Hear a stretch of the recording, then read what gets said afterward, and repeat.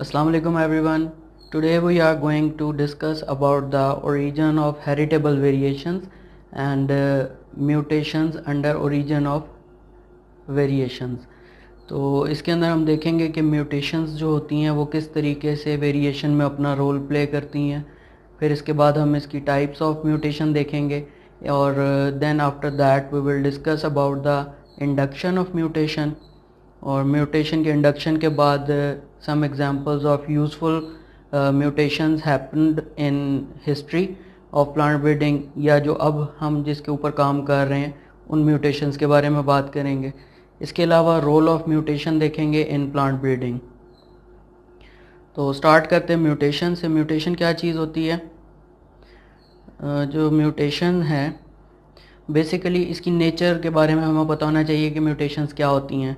So mutation is the sudden change in the hereditary material of a cell. तो hereditary material of a cell क्या होता है? Chromosomes होते हैं और उसके जीन्स होते हैं जो डीएनए के ऊपर मौजूद होते हैं। और डीएनए जैसे आप लोगों को मालूम है कि वो क्रोमोसोम पर जो है वो रिजाइड करता है। तो बेसिकली क्रोमोसोम जो है वो हेरिडिटरी मटेरियल कहलाता है, जिसका मेकअप जो है वो थ्रू डीएनए होता है और smaller segments of DNA are called the genes. तो देखते हैं कि म्यूटेशंस जो होती हैं वो क्या होती हैं। That are the sudden change in hereditary material of a cell. तो वो यानी क्रोमोसोम के अंदर भी चेंज हो सकती है, डीएनए के अंदर भी चेंज हो सकता है, और स्मॉलर यूनिट ऑफ डीएनए जिसे जीन कहते हैं उसके अंदर भी चेंज हो सकती है। सो म्यूटेशन में भी जीनिक इन्वॉल्विंग, इसके अंदर अगर वो जीन लेवल के ऊपर हो रही है तो क्या होगा? डिलीशंस हो सकती हैं, उसके अंदर मॉलिकुलर चेंजेस आ सकती हैं। इसके अलावा with in the physical limits of the gene जो है वो क्रोमोसोम उससे डिस्टर्ब हो सकते हैं, चेंज आ सकती है, और क्रोमोसोम के अंदर रीअरेंजमेंट्स हो सकती हैं।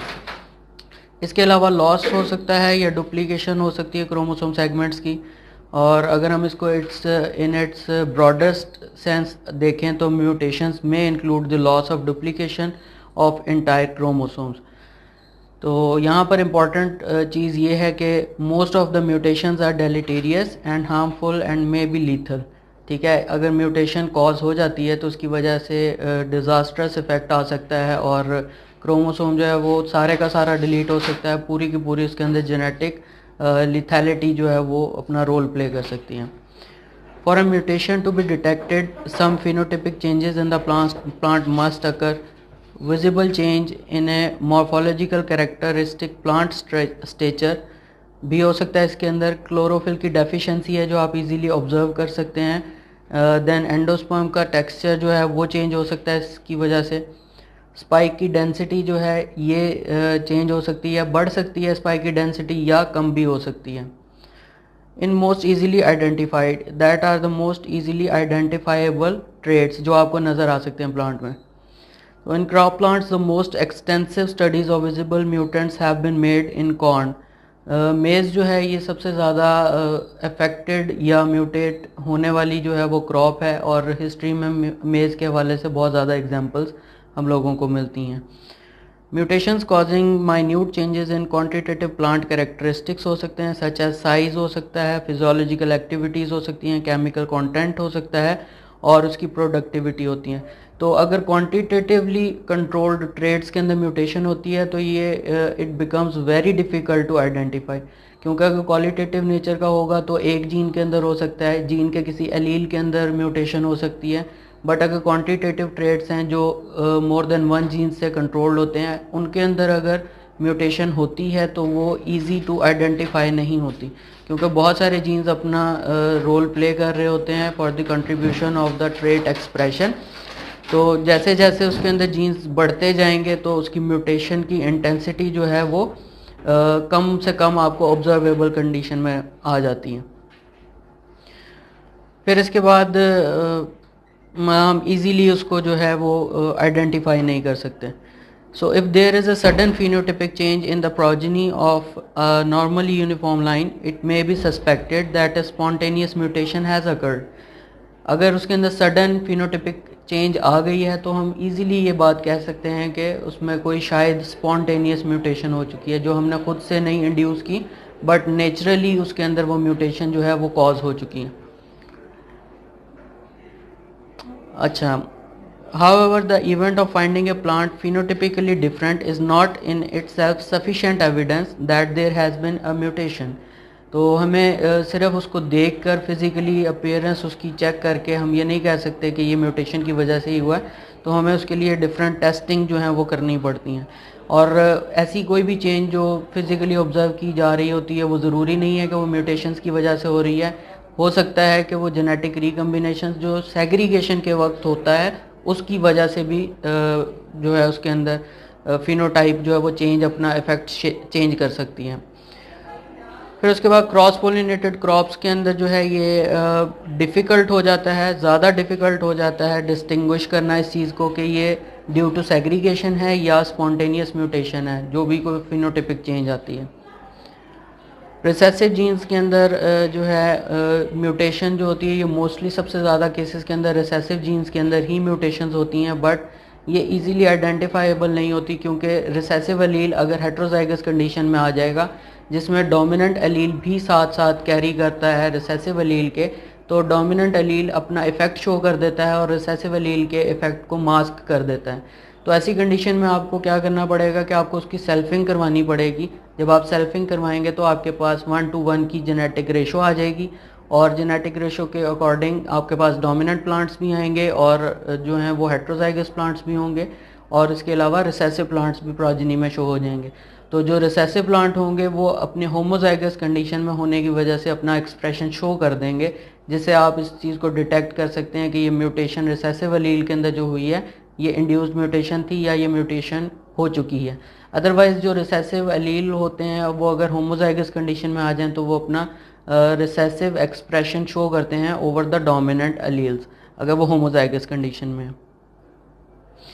तो इसके लिए आपको क्या करना पड़ेगा कि जिन प्लांट्स के ऊपर आपको जो सस्पेक्टेड म्यूटेंट्स होंगे जिनके ऊपर आपको डाउट होगा कि ये due to the mutation occur कर रहे हैं, उसके ऊपर आप क्या करेंगे, उसकी सेल्फिंग करवाएंगे और सेल्फिंग करवाने के बाद आपके पास सेग्रीगेटिंग पॉपुलेशन भी आ जाएगी जिसके अंदर आपके पास डोमिनेंट प्लांट्स भी होंगे और रिसेसिव प्लांट्स भी होंगे। यहाँ पे आप आइडेंटिफाई कर सकते हैं उस म्यूटेशन को जिसके ऊपर आपको डाउट था कि क्या ये वाकई ही यहाँ पर म्यूटेशन हुई है या जस्ट सेग्रीगेशन हुई है।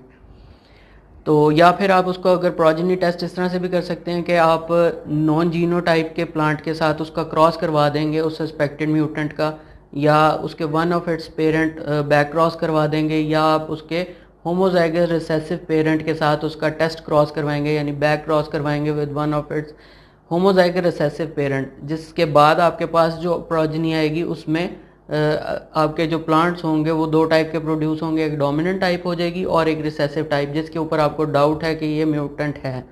तो म्यूटेंट प्लांट्स जो हैं वो अपना एक्सप्रेशन शो कर देंगे उसके अंदर। अब आगे बढ़ते हैं तो हम देखते हैं कि टाइप्स ऑफ म्यूटेशन, बेसिकली दो टाइप की म्यूटेशंस होती हैं, एक रिसेसिव म्यूटेशंस होती हैं and the other one are the dominant mutations. जो रिसेसिव म्यूटेशंस होती हैं इनके बारे में कंसीडर किया जाता है कि ये सबसे ज़्यादा नेचर में होने वाली म्यूटेशंस जो हैं वो रिसेसिव टाइप की होती हैं क्योंकि वो इजीली आइडेंटिफाइबल नहीं होती और आपको तब तक पता नहीं चलता जब तक उनकी नेक्स्ट जनरेशन नहीं आ जाती। जबकि डोमिनेंट म्यूटेशंस जो होती हैं अगर म्यूटेशन हो जाए तो वो फ़ौरन नेक्स्ट जनरेशन के अंदर अपना इफ़ेक्ट शो कर देगा क्योंकि डोमिनेंट एलील जो है वो अगर रिसेसिव एलील के साथ भी कंबाइन कर जाता है तो वो अपना इफ़ेक्ट शो कर देता है रिसेसिव एलील के ऊपर। तो therefore the recessive mutations are more common in nature but they are not identifiable due to the fact कि dominant allele जो है वो मास्क कर देता है इफेक्ट को recessive allele के। So dominant gene remaining in the heterozygote will mask the effect of the mutant recessive alleles। और रिसेसिव म्यूटेशन कैसी होती है जिसके अंदर कैपिटल ए वाला यानी डोमिनेंट एलील जो है वो स्मॉल ए के अंदर कन्वर्ट हो जाएगा और जो स्मॉल ए है वो कन्वर्ट हो जाएगा कैपिटल ए के अंदर, तो उसको आप डोमिनेंट म्यूटेशन बोलते हैं। फिर इसके बाद recessive gene mutation would be expressed immediately if both genes mutated simultaneously. जैसे आपको पता है दोनों पेरेंट्स अपने एलील्स कंट्रीब्यूट करते हैं फॉर द जीन पेयर, और अगर एक के अंदर यानी रिसेसिव एलील के अंदर अगर म्यूटेशन हो गई है तो दूसरा पेरेंट डोमिनेंट एलील कंट्रीब्यूट कर रहा है तो डोमिनेंट अपना इफेक्ट शो कर देता है। बट अगर दोनों पेरेंट्स के से आने वाला स्मॉल ए जो है यानी अगर वो कैपिटल ए भी लेट्स सपोज आ रहा है तो उसमें दोनों के अंदर अगर म्यूटेशन हो गई है तो वो होमोजाइगस हो जाएंगे नेक्स्ट जनरेशन में और वो अपना इफेक्ट फ़ौरन शो कर देंगे। तो इस तरह से आप रिसेसिव म्यूटेशन को जो है वो immediately in the next generation जो है वो आइडेंटिफाई कर लेते हैं। अच्छा, रिसेसिव जीन ये मैंने आपको बता दिया। फिर इसके बाद effects of a dominant gene mutation small A to capital A also rare may be observed immediately. ठीक है कि और अगर स्मॉल ए जो है रिसेसिव एलील जो है अगर वो म्यूटेट होकर कैपिटल ए के अंदर कन्वर्ट हो गया तो वो फ़ौरन नेक्स्ट जनरेशन में अपना इफेक्ट शो कर देगा, क्योंकि वो डोमिनेंट एलील बन जाएगा और डोमिनेंट एलील जो है वो रिसेसिव के इफेक्ट को मास्क कर देता है। When mutations occur in somatic tissues, only a small sector जिसे आप chimera बोलते हैं of the plant such as a tiller or a branch that develops from the cell in which the mutation occurs will carry the mutant gene. तो the remainder of the plant will be unaffected. अगर किसी somatic cell के अंदर mutation हो रही है तो somatic cell का वो इफेक्ट जो है जहाँ पर म्यूटेशन हुई है वो जस्ट किसी small part of the plant के अंदर शो होगा, और जो बाकी प्लांट का पार्ट है यानी बाकी प्लांट जो बचेगा उसके अंदर वो अपना इफेक्ट शो नहीं करेगा। तो क्योंकि वो जो है वो बेसिकली उसके क्रोमोसोम के अंदर म्यूटेशन नहीं हुई हुई, तो जो उसका वेजिटेटिव पार्ट है जिसमें वो म्यूटेशन हुई है जस्ट वो अपना इफेक्ट वहाँ पर ही शो करेगा। तो spontaneous mutation is one that occurs in nature while an induced mutation results from the section or the action of a mutagenic agent. तो दो टाइप की म्यूटेशंस होती हैं, एक इंड्यूस्ड होती हैं और दूसरी जो है वो स्पॉन्टेनियस होती हैं। जो स्पॉन्टेनियस म्यूटेशंस हैं वो नेचुरली अकरिंग होती हैं और वो होती रहती हैं, जबकि इंड्यूस्ड म्यूटेशंस जो हैं वो आपको खुद इंड्यूस करवानी पड़ती हैं।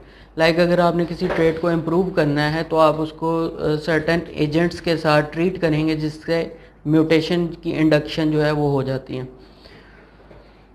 So there is no clear distinction between spontaneous and induced mutations. अब ये इम्पॉर्टेंट चीज़ ये है कि अगर हम ये समझते रहें कि किसी प्लांट के अंदर म्यूटेशन हो गई है बट हम उसको आइडेंटिफाई नहीं कर सकते कि वो म्यूटेशन जो है वो due to spontaneous action of nature हो रही है या वो due to the induced mutation हो रही है।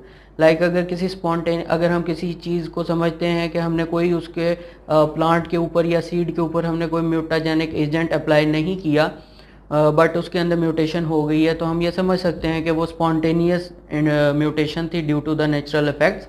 बट वो नेचुरल इफेक्ट के अंदर भी हो सकता है कि वो इंड्यूस्ड म्यूटेशन हो। हम इसको डिस्टिंग्विश नहीं कर सकते क्योंकि नेचुरल रेडिएशंस जो हैं वो हमारे इन्वायरमेंट में एटमॉस्फेयर के अंदर मौजूद होती हैं।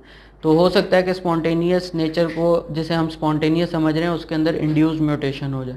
और समटाइम्स क्या होता है जब हम इंड्यूस्ड म्यूटेशंस कॉज करवा रहे होते हैं तो उस वक्त उसके अंदर नेचुरली कोई स्पॉन्टेनियस म्यूटेशन हो जाए तो हम इसको इजीली आइडेंटिफाई नहीं कर सकते। अच्छा, एक साइंटिस्ट था जिसका नाम स्टेडलर था। He reported that the mutation rate in barley plants was increased after exposure of seeds to radiation from x rays and radium.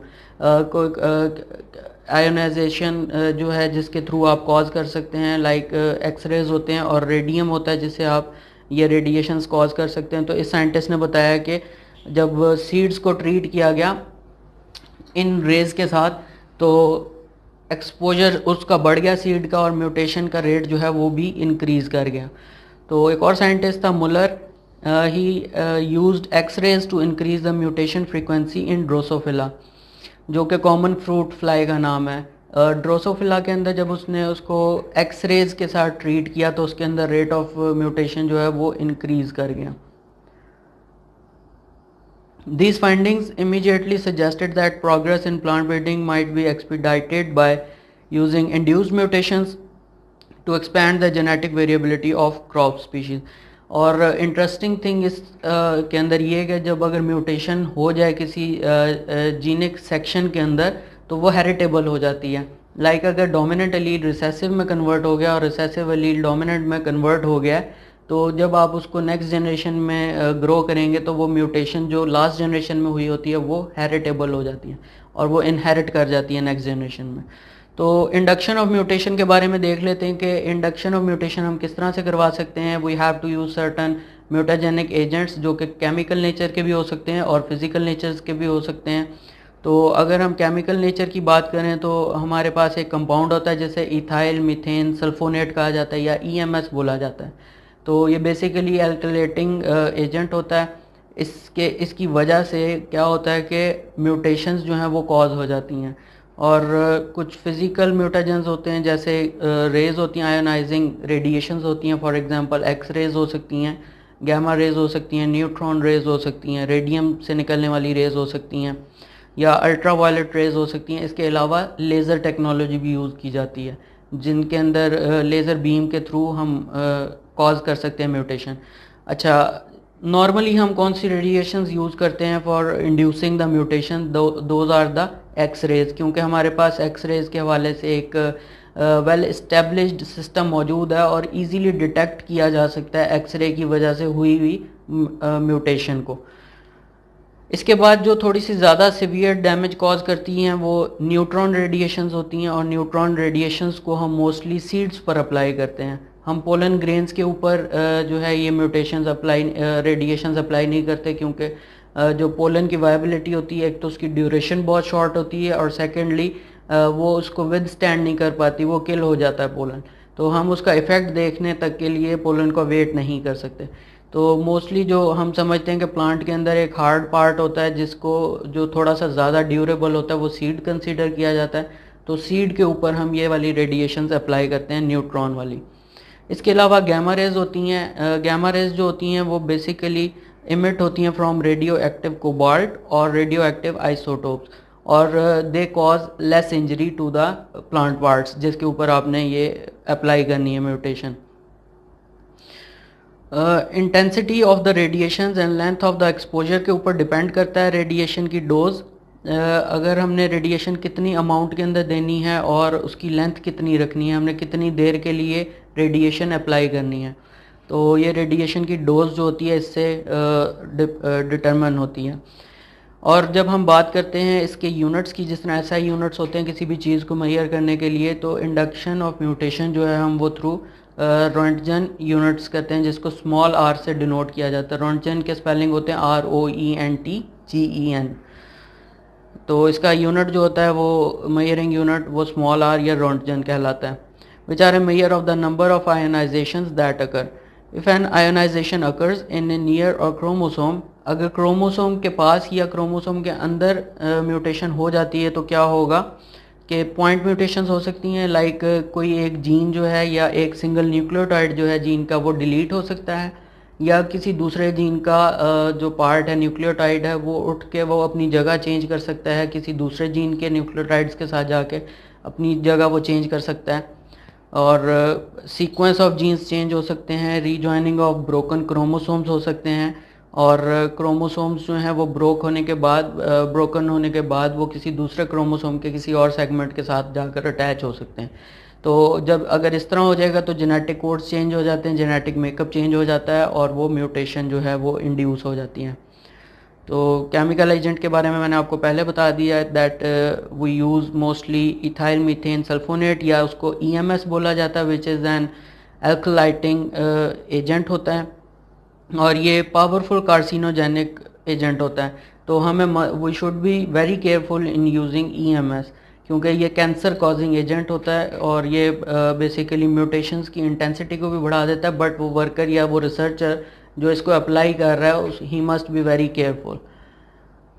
और EMS के अंदर हम क्या करते हैं कि सीड्स को या बर्ड्स को या रूट्स को, प्लांट पार्ट्स को जो है EMS के सोल्यूशन के अंदर डिप कर देते हैं, जिसकी वजह से उसके अंदर म्यूटेशंस कॉज हो जाती हैं, और फिर उस सीड को हम नेक्स्ट जनरेशन के लिए सो कर लेते हैं।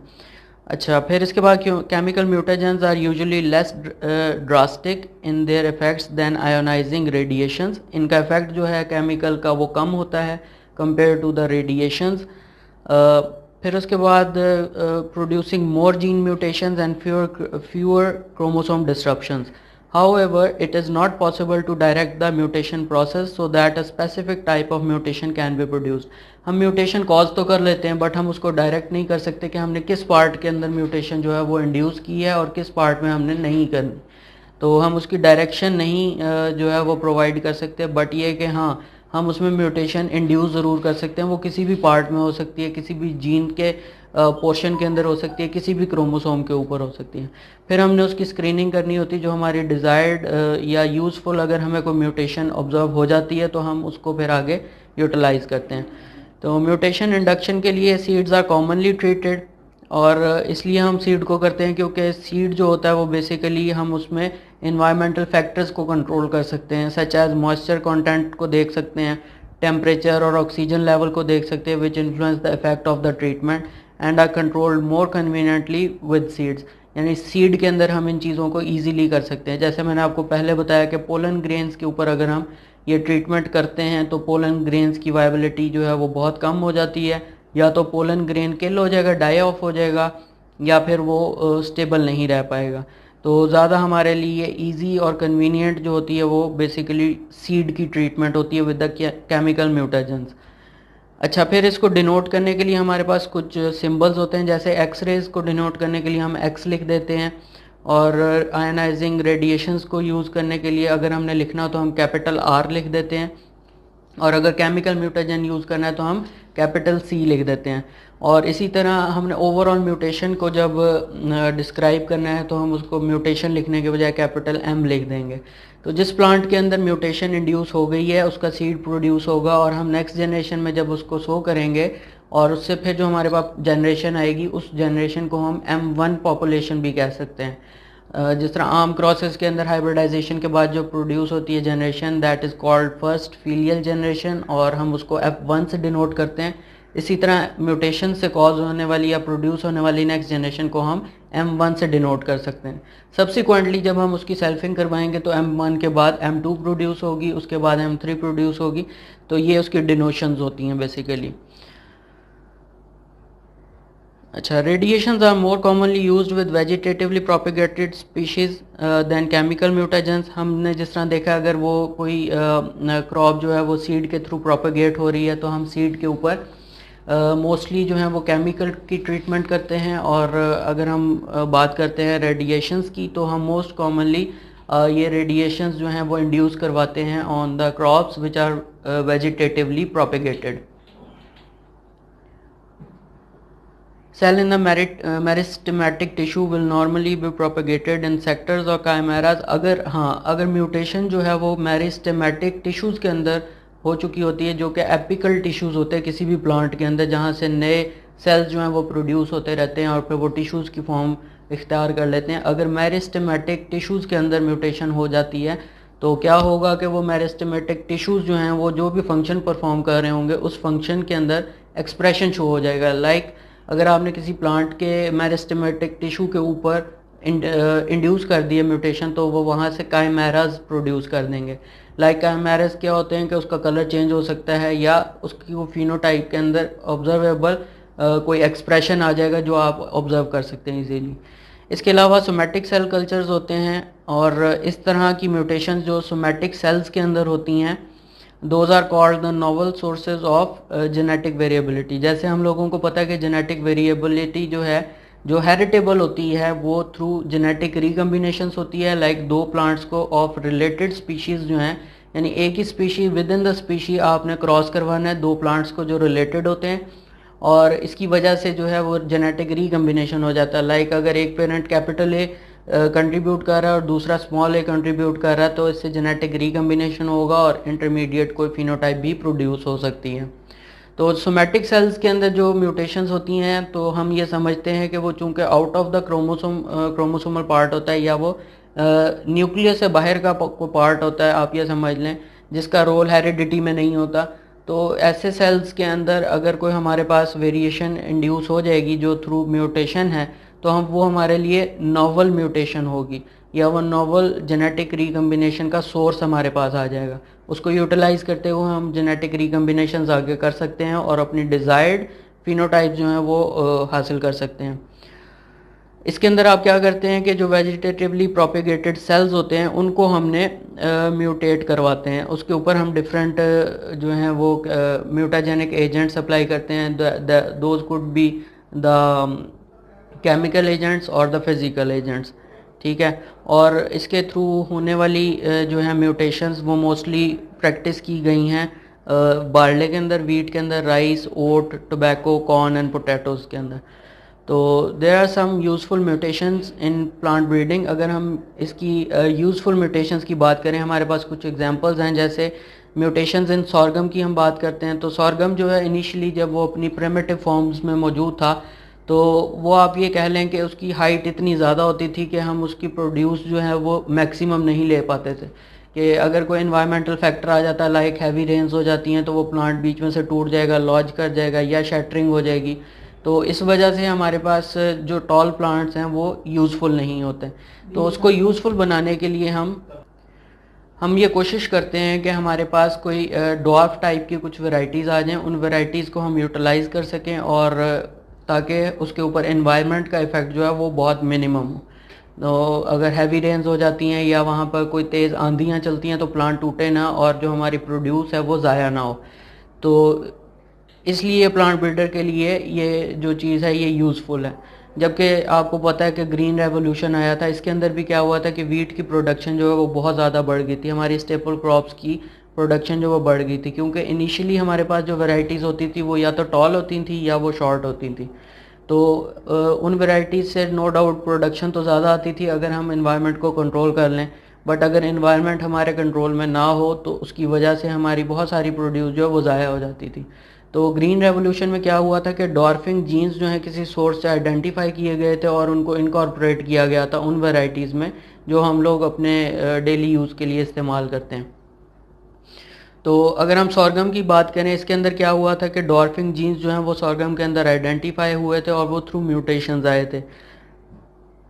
वो म्यूटेशंस जो हैं वो स्पॉन्टेनियस म्यूटेशंस थी। जैसे एक फार्मर का फील्ड था, वो स्टैंडर्ड मीलो उसका नाम था, और स्टैंडर्ड मीलो वैरायटी के अंदर उस फार्मर फील्ड में से हमें कुछ ऐसे प्लांट्स मिल गए थे जो डॉर्फ स्टेचर के थे, यानी जिनकी हाइट जो है वो डॉर्फ थी, और वो बेसिकली स्पॉन्टेनियस म्यूटेशन की वजह से प्रोड्यूस हुए थे, और उनको जब यूटिलाइज़ किया गया उन प्लांट्स को नेक्स्ट जनरेशन के अंदर, तो फिर वहाँ से उसका स्टेचर जो है वो क्रॉप का वो शॉर्ट हो गया और वो यूज़फुल क्रॉप बन गई। फिर उसके बाद मज़ीद उसके ऊपर एक्सपेरिमेंट्स किए गए, तो ये पता लगा कि उस स्टैंडर्ड मीलो के बाद जो डॉर्फ मीलो आई थी, उस डॉर्फ मीलो के अंदर मज़ीद म्यूटेशंस हुई जिससे वो डबल डॉर्फ मीलोज जो हैं वो प्रोड्यूस हो गई। तो अब उसके बाद जो दो कल्टीवर्स उसके प्रोड्यूस हुए उनको मीलो एंड काफिर बोलते हैं, जिसके अंदर से ये डॉर्फिंग जीन्स जो हैं आइडेंटिफाई हुए थे, और उनकी सेल्फिंग करवा के उस वेरिएशन को, यानी जो कॉज हुई थी ड्यू टू द म्यूटेशन, वो यूज़फुल वेरिएशन जो है वो हमने स्टेबल कर ली और नेक्स्ट जनरेशन के अंदर इस्तेमाल की, जिसकी वजह से अब वो हमारे पास सेमी डॉर्फ कंडीशन के अंदर अवेलेबल है सॉर्गम। इसके अलावा इसके दो कल्टीवर्स थे जिनमें ये जो है आइडेंटिफाई हुई थी। एक मीलो था जिसकी स्पेलिंग होते हैं MILO, और सेकंड था काफिर कल्टीवर जिसे KAFIR बोलते हैं।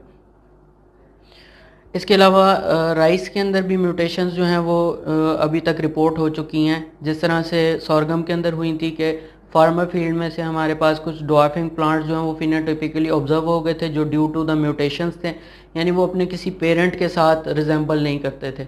अगर एक पेरेंट उनका टॉल है दूसरा शॉर्ट है तो उसके अंदर वो प्रोड्यूस होने वाले प्लांट ना टॉल थे ना शॉर्ट थे, बट वो उनके दरमियान का कोई एक्सप्रेशन देते थे, और वो एक्सप्रेशन जो है जस्ट उन्हीं प्लांट्स में था और बाकी फील्ड जो है वो यूनिफॉर्म था। तो इससे ये हमें पता लगा कि वो ड्यू टू द म्यूटेशन है, और उसको जब हमने आइडेंटिफाई कर लिया और उसके ऊपर मज़ीद ब्रीडिंग का प्रोसीजर किया, म्यूटेशन ब्रीडिंग को अप्लाई करते हुए, तो वो अपने एक्सप्रेशन को है फिक्स करने में कामयाब हो गए। इसी तरह राइस की बात कर लेते हैं। राइस की जो कल्टीवर थी जिसका नाम था, जहाँ से डॉर्फिंग जीन्स जो हैं वो आइडेंटिफाई हुए थे, उसका नाम है टाइजिंग नेटिव। ये मैं आपके साथ स्लाइड्स इसकी शेयर कर दूंगा तो आप इसके स्पेलिंग देख सकते हैं। TAICHUNG नेटिव 1 इसके नाम से था। तो यहाँ पे ये वो कल्टीवर था जो कि जिसने इस म्यूटेशन ब्रीडिंग का आगाज़ किया था राइस के अंदर, और ये 1956 के अंदर एक्सपेरिमेंट जो है कामयाब हुआ था। तो जो इसका सोर्स था वो था ताइवान के अंदर एक फार्मर का फील्ड था, और जहाँ से हासिल किया गया था उसका नाम था डीजू वूजन। ठीक है, DEEGEOWOO और GEN, जिसका चाइनीज़ में मतलब होता है शॉर्ट लेग।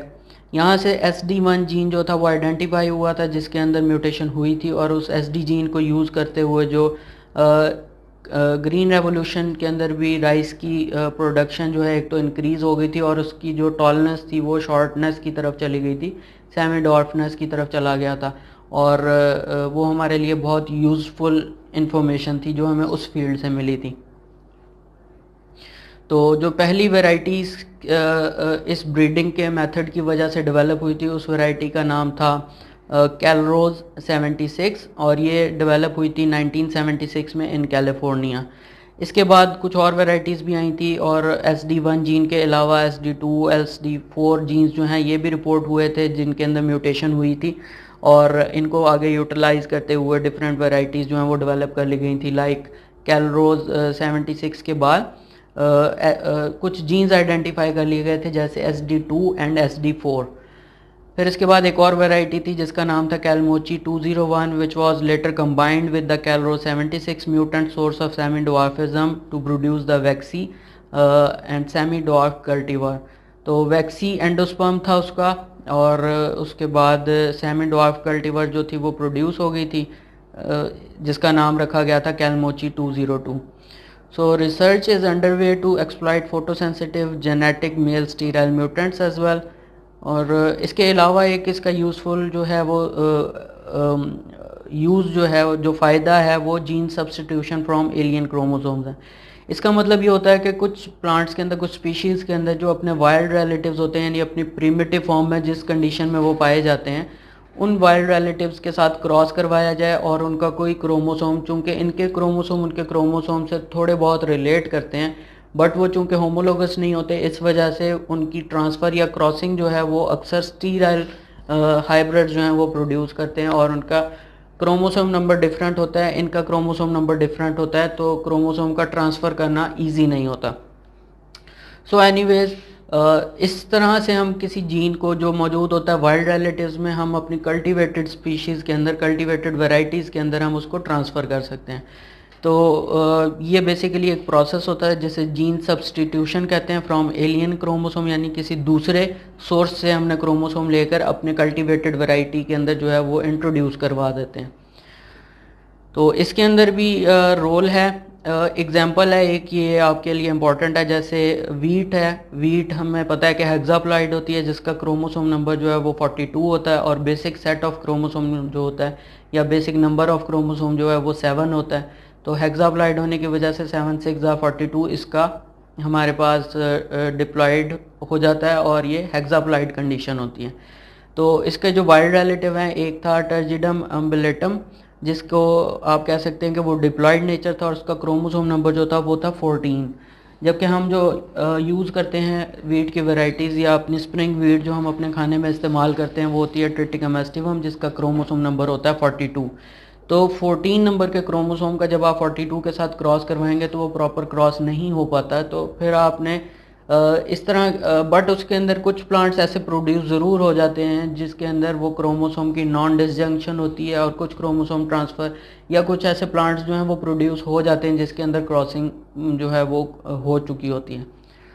तो इस तरह के जो प्लांट्स प्रोड्यूस हुए इस एग्जांपल के अंदर उनके अंदर क्रोमोसोम नंबर जो था वो 43 आ गया और जो एक क्रोमोसोम ज़्यादा था उसके ऊपर एक्सरेज या म्यूटाजेनिक अप्लाई किया गया, एजेंट्स को अप्लाई किया गया और जो आपके पास डिज़ीज़ रेजिस्टेंस का कैरेक्टर था वो जो जैसे कि एक डिज़ीज़ थी जिसे हम कहते हैं स्टेम लीफ रस्ट होती है जो अफेक्ट करती है हमारी कॉमन वीट को जो हम अपना इस्तेमाल करते हैं। तो लीफ रस्ट के अगेंस्ट रेजिस्टेंस आ गई, वो जीन जो है वो आया इसके वाइल्ड रिलेटिव से जिसका नाम था ट्रिटिकम अम्बलेटम, ठीक है, और वो एस्टिवम के अंदर ट्रांसफ़र हो गया। तो उसके बाद क्या हुआ कि उसमें कुछ प्लांट्स ऐसे थे, इसकी वजह से क्या हुआ जो आगे प्लांट्स प्रोड्यूस हुए वो ग्रासी नेचर का है, जो कि ग्रासी नेचर जो है वो तो हमारे लिए अनडिज़ायरेबल है। तो फिर जब फील्ड्स को ऑब्ज़र्व किया गया जहाँ पर ये एक्सपेरिमेंट कंडक्ट किया गया था तो कुछ प्लांट्स ऐसे मिल गए जो नॉन ग्रासी नेचर के थे बट उसके अंदर वो जीन आ चुका था जो वाइल्ड रिलेटिव के अंदर मौजूद था। तो हमने म्यूटेशन अप्लाई की उन प्लांट्स के ऊपर जो कि ग्रासी भी हो गए ड्यू टू द अम्बलेटम और क्रॉस जिनका हुआ था एस्टिवम के साथ, और जो आगे प्लांट्स प्रोड्यूस हुए वो ग्रासी नेचर के भी थे, उन सब पे म्यूटेशन अप्लाई की तो कुछ प्लांट्स ऐसे प्रोड्यूस हो गए जो अपनी यील्ड जो है वो कम नहीं करते थे बट उसके अंदर स्टेम लीफ रेजिस्टेंस भी आ चुकी थी। तो इस तरह से ये यूज़फुल एक इसका फ़ायदा हो गया, एग्जाम्पल बन गई वीट के अंदर। फिर इसके बाद हम बात करते हैं role of mutation in plant breeding. No doubt there is a huge role in improvement of the crops and ultimately for the plant breeding. तो ये किस वजह से होता है, क्योंकि ये कन्वेंशनल प्लांट ब्रीडिंग को जो है सप्लीमेंट करता है। कन्वेंशनल प्लांट ब्रीडिंग के अंदर हमें क्रॉसेस बनाने पड़ते हैं और फिर हमने जो हमारे पास जीन्स मौजूद हैं उन्हीं को रिकम्बाइन करके इम्प्रूवमेंट करनी होती है। बट अगर कोई ऐसी चीज़ आ जाए जो जीन्स के अंदर ही उसके स्ट्रक्चर को ही चेंज कर दे, तो ऐसी जो वेरिएशन है वो यूज़फुल होगी प्लांट ब्रीडर के लिए। तो अगर एक दफ़ा ऐसी वेरिएशन जो म्यूटेशन की वजह से होती है अगर वो आइडेंटिफाई हो जाए, तो हम उसको ईजीली सेल्फिंग के साथ फिक्स कर सकते हैं और नेक्स्ट जनरेशन में ट्रांसफ़र कर सकते हैं। तो दो साइंटिस्ट थे जिन्होंने इसके ऊपर काम किया, एक का नाम था Muller and the other was the Stadler. और स्टेडलर जो था he was less enthusiastic than Muller about the production of mutations useful to the plant breeder. वो कहता था कि ये ओवर रेटेड चीज़ है, हम इसको ज़्यादा रेट कर देते हैं, बट एक्चुअली म्यूटेशन का जो है वो ज़्यादा रोल नहीं है प्लांट ब्रीडिंग में। बट ये कि अगर वो म्यूटेशन आइडेंटिफाई हो जाए तो इसका बहुत बड़ा रोल है। Mutation induction has been controversial due to many early extravagant claims। कुछ ने कह दिया था कि म्यूटेशन ही सब कुछ है और म्यूटेशन की वजह से ही जेनेटिक रिकम्बिनेशंस आ सकते हैं और वेरिएशंस आ सकती हैं, इम्प्रूवमेंट आ सकती हैं, जो कि एक एक्स्ट्रावेगेंट स्टेटमेंट थी। तो इस वजह से भी उस वक्त के कुछ साइंटिस्ट जो थे वो इस चीज़ को एग्री नहीं करते थे कि म्यूटेशन ही सोल रिस्पॉन्सिबल रीज़न है इम्प्रूवमेंट और द जेनेटिक रिकम्बिनेशंस की। हाँ, ये जेनेटिक वेरिएबिलिटी इंक्रीज़ ज़रूर कर सकती है बट ये सोल रीज़न नहीं हो सकती। सो जेनेटिक वेरिएबल अवेलेबल या but its practical utilisation presents a dilemma. It is well established that exposure to mutagenic agents will increase mutation frequency, but will the heritable change produced contribute to the breeding of improved cultivars? तो यहाँ पे ये एक question आता है कि हमने जो म्यूटेशन इंड्यूस किया या वो नेचुरली प्रोड्यूस हो गई है म्यूटेशन, तो क्या वो वाकई ही प्लांट ब्रीडर को फ़ायदा दे रही है या नहीं दे रही। So precise answer is difficult to give because the evidence is not overwhelming. और हम ये कह सकते हैं कि म्यूटेशन के ऊपर हमारा जितना खर्चा आता है, जितनी हमारी इन्वेस्टमेंट होती है in the terms of time and money and physical exertion हम बात करते हैं, तो वो बहुत ज़्यादा है as compare to the benefits obtained from mutation breeding. So vital mutants have been propagated in nature, और ये भी हमें पता है कि इवोल्यूशन के अंदर जो है एक बहुत बड़ा रोल रहा है म्यूटेशन का, अदरवाइज जो है वो इवोल्यूशन नहीं हो सकती। अगर यूनिसेलुलर ऑर्गेनिजम्स जो हैं वो अपनी फॉर्म को चेंज करते करते मल्टी सेलुलर ऑर्गेनिजम्स बन चुके हैं, तो इसके पीछे बहुत बड़ा रोल जो है वो स्पॉन्टेनियस म्यूटेशंस का भी है। तो हम इसके रोल को जो है वो निगलेक्ट भी नहीं कर सकते। So mutation breeding is design to increase the rate of induction of new desirable mutant forms. No doubt new mutant forms आ सकती हैं, बट क्या वो हमारे लिए डिज़ायरेबल होंगी या नहीं होंगी, ये भी एक बड़ा क्वेश्चन है। So there is a need for egress screening. हमें स्क्रीनिंग करनी पड़ेगी कि जो हमारे लिए डिज़ायरेबल ट्रेड्स हैं क्या वो ट्रांसफ़र हुए या वो चीज़ें प्रोड्यूस हुई जो हमने म्यूटेशन की वजह से कॉज की थी। क्योंकि अगर म्यूटाजेनिक एजेंट को अप्लाई किया जाता है किसी प्लांट के ऊपर या प्लांट पार्ट के ऊपर, सीड के ऊपर, तो हमें नहीं पता कि उसकी वजह से आगे किस टाइप की म्यूटेशन जो है वो हो जाएगी और किस पार्ट के अंदर जाकर म्यूटेशन होगी। तो हमें स्क्रीनिंग करनी पड़ती है और देखना पड़ता है कि जो म्यूटेशन हुई है क्या वो हमारे लिए यूज़फुल है या वो हमारे लिए यूज़लेस है। तो specific mutant not already available and has screening procedures to identify the muted plants if the mutation is obtained. So usually hybridization will be needed. अगर हमने म्यूटेशन आइडेंटिफाई कर ली और हमें पता है ये हमारे लिए यूज़फुल म्यूटेशन है, तो इसके बाद हमें हाइब्रिडाइजेशन के प्रोसेस में ज़रूर जाना पड़ेगा, जो कि कन्वेंशनल प्लांट ब्रीडिंग की एक बेसिक अप्रोच है। और इसकी वजह से हम अपने म्यूटेंट कैरेक्टर को जो हमने ऑब्ज़र्व कर लिया होता है, हम उसके नॉर्मल अपने कल्टीवर के अंदर उसको ट्रांसफ़र कर सकते हैं। तो this was all about the mutation breeding, जिसके अंदर हमने डिस्कस किया म्यूटेशन की डेफिनेशन को कि म्यूटेशन बेसिकली क्या होती है, इसकी टाइप्स ऑफ म्यूटेशन डिस्कस की, इंडक्शन ऑफ म्यूटेशन कैसे हो सकती है, सम यूज़फुल एग्जांपल्स देखी इन म्यूटेशन ब्रीडिंग, और इसके अलावा रोल ऑफ म्यूटेशन देखा इन प्लांट ब्रीडिंग। होपफुली आप लोगों ने इसको अच्छे तरीके से अंडरस्टैंड कर लिया होगा। If you have any of the questions regarding this lecture, you can ask me in the form of voice notes in WhatsApp groups. So we would end our lecture here. Thank you so very much.